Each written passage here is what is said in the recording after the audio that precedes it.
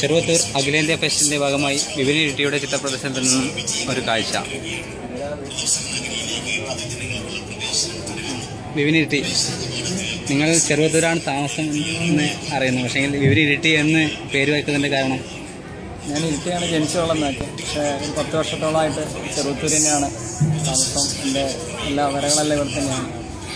അപ്പോൾ ചെറുവത്തൂർ ഇത്രയും വലിയൊരു കൊച്ചിലോട്ട് ദൈവത്തിൻ്റെ ഭാഗമായിട്ട് നടക്കുന്ന ഇത്രയും വലിയൊരു പ്രോഗ്രാമിൽ എല്ലാവരും എൻ്റെ വർക്കുകൾ പരിചയപ്പെടുത്തുക എന്നുള്ളതാണ് ഉദ്ദേശിച്ചത്. എല്ലാവരും നല്ല അഭിപ്രായമാണ് പറയുന്നത്. പഠിച്ചതൊക്കെ കണ്ണൂരാണ് ഡിപ്ലോമ കഴിഞ്ഞിട്ട്, ലോഹിതാഷ് മാസ്റ്റർ. ഡിഗ്രി കഴിഞ്ഞിട്ട് മൈസൂരാണ്. ഇങ്ങനെയുള്ള പ്രദർശനം എല്ലാ സ്ഥലങ്ങളിലും നടക്കുന്നുണ്ടോ? അങ്ങനെ പക്ഷേ കൂടുതലായിട്ട് നടത്താറുണ്ട്. മുംബൈയിൽ എനിക്ക് എക്സിബിഷൻ ഉണ്ടായിരുന്നു. ഇപ്പം കോയമ്പത്തൂർ സോളോ എക്സിബിഷൻ കഴിഞ്ഞു. എല്ലാ പുറത്തെല്ലാം പോയിട്ട് എക്സിബിഷൻ നടത്താറുണ്ട്. കൂടുതലായിട്ടും ഏത് ചിത്രങ്ങളോ അങ്ങനെയുള്ള ചിത്രങ്ങളാണ് താങ്കൾ വരയ്ക്കുന്നത്? എല്ലാത്തരം ചിത്രം ചെയ്യാറുണ്ട്.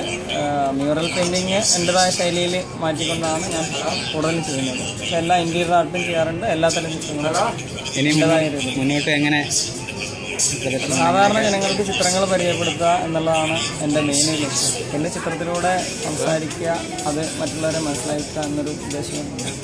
Okay, thank you Vipin.